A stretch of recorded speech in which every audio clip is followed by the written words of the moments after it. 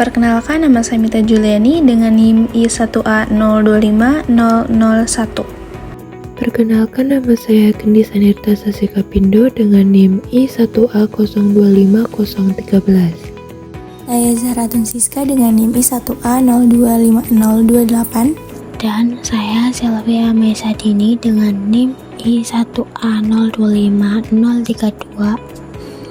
Perkenalkan, nama saya Khairul Fatah Ramadhani dengan NIM I1A025046. Halo semuanya, selamat datang di video pembelajaran kali ini. Pada kesempatan ini, kita akan membahas tentang pengukuran kesehatan dasar, sebuah konsep penting yang digunakan untuk memahami kondisi kesehatan masyarakat secara lebih akurat dan terarah, mulai dari pengertian, indikator, hingga manfaatnya dalam perencanaan program kesehatan masyarakat. Apa yang dimaksud dengan kesehatan dasar? Pengukuran kesehatan dasar adalah proses mengumpulkan data kesehatan yang paling sederhana, namun penting untuk menggambarkan kondisi fisik, mental, dan status gizi seseorang atau kelompok. Contohnya seperti tekanan darah, gula darah, kolesterol, fungsi paru, hingga status gizi. Pengukuran ini penting sebagai deteksi awal masalah kesehatan yang bisa berkembang menjadi kondisi serius. Apa saja indikator pengukuran kesehatan dasar? Yang pertama, mortalitas atau angka kematian digunakan sebagai indikator utama derajat kesehatan karena mencerminkan risiko kematian dalam populasi dan efektivitas pelayanan kesehatan dasar. Contoh, angka kematian bayi, angka kematian anak atau balita, angka kematian ibu, kematian spesifik penyebab, dan prematuritas kematian atau kematian dini. Yang kedua, morbiditas atau angka kesakitan. Mengukur seberapa banyak penyakit yang terjadi di masyarakat, termasuk penyakit menular maupun tidak menular. Yang ketiga, status gizi. Menilai apakah masyarakat mengalami gizi baik, kurang, atau buruk. Penting untuk memantau masalah stunting dan malnutrisi. Yang keempat, harapan hidup. Semakin tinggi harapan hidup, semakin baik kualitas kesehatan masyarakat. Yang kelima, perilaku kesehatan dan lingkungan. Misalnya akses air bersih, sanitasi, dan PHBS. Faktor ini sangat mempengaruhi kesehatan jangka panjang. Yang keenam, derajat kesehatan masyarakat, termasuk angka penyakit menular, tidak menular, dan kondisi kesehatan umum masyarakat. Yang ketujuh, kualitas hidup, menilai keadaan fisik, mental, dan sosial seseorang. Sangat penting terutama pada kelompok rentan seperti lansia. Yang kedelapan, akses layanan kesehatan.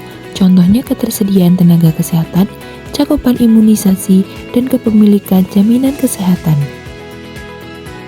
Selanjutnya, bagaimana cara mengukur derajat kesehatan individu dan masyarakat? Nah, pada tingkat individu, diukur menggunakan pemeriksaan klinis seperti IMC, tekanan darah, gula darah, kolesterol, serta tes laboratorium. Kesehatan mental diukur menggunakan instrumen psikologis seperti GHQ dan WHO-5. Pada tingkat masyarakat, diukur menggunakan indikator besar seperti angka kematian ibu, angka kematian bayi, prevalensi penyakit, serta harapan hidup. Faktor sosial seperti pendidikan, pendapatan, dan akses layanan kesehatan turut mempengaruhi.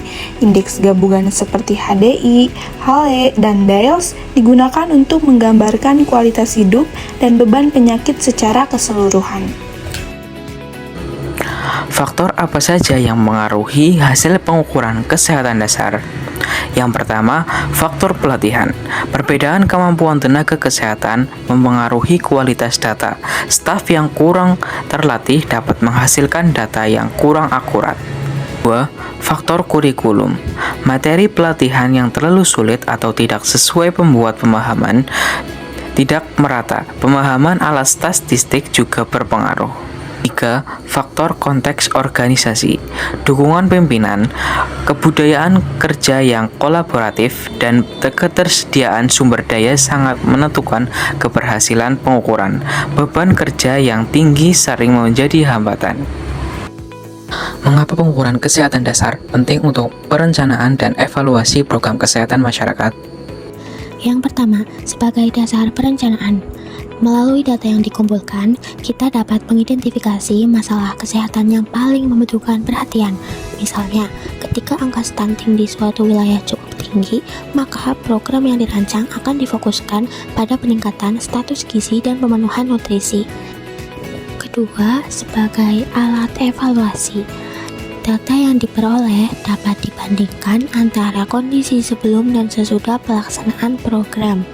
Jika angka kejadian penyakit menurun, maka hal ini menjadi indikator keberhasilan program yang telah dijalankan. Ketiga, menjamin efisiensi dan efektivitas program. Dengan data yang akurat, intervensi yang dilakukan menjadi lebih tepat sasaran, sehingga sumber daya yang digunakan tidak terbuang sia-sia. Dan yang keempat, mendukung kebijakan kesehatan. Pengukuran kesehatan dasar menjadi pendukung dalam penyusunan kebijakan. Pemerintah dapat membuat keputusan yang lebih kuat, relevan, serta dapat dipertanggungjawabkan karena berbasis pada data nyata, bukan sekedar asumsi. Dengan demikian, pengukuran kesehatan dasar merupakan fondasi penting dalam menciptakan program kesehatan masyarakat yang berkualitas dan berkelanjutan.